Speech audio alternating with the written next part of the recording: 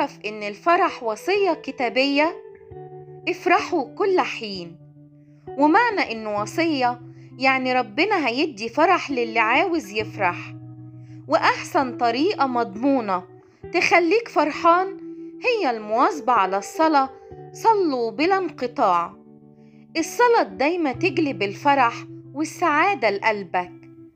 ردد اسم يسوع على طول في فكرك، ردده بالألف مرة طول اليوم. اسم يسوع يطرد الأفكار الشريرة ويبعد عنك الحزن، ويديك فرح وبركة في أي حاجة بتعملها. الفرح جواك، ما تدورش عليه برا ولا تستنى حد يديهولك.